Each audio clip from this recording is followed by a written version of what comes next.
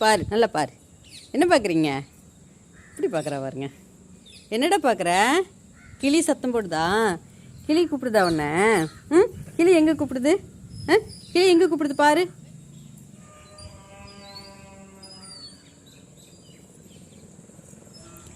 எங்கள் வீட்டுக்கு முன்னாடி பாருங்கள் வயல்வெளி எப்படி இருக்குன்னு. எல்லாம் நெல் போட்டிருக்காங்க, உழவு ஊட்டி. அதுவும் இப்போ தூரல் தூர்னத்துக்கு அதுக்குமா பச்சை பசேல்னு செம்மையாக இருக்குது.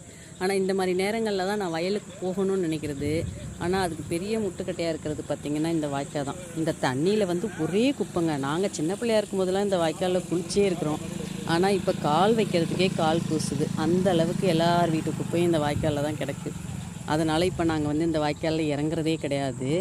அதே மாதிரி பார்த்திங்கன்னா இந்த மரங்கள் வந்து ஓரளவு மறைச்சிருது. இந்த மரங்கள்லாம் பார்த்திங்கன்னா இன்னும் அந்த பக்கம் இருக்கிற வயல்வெளியெல்லாம் வந்து மறைச்சிருது.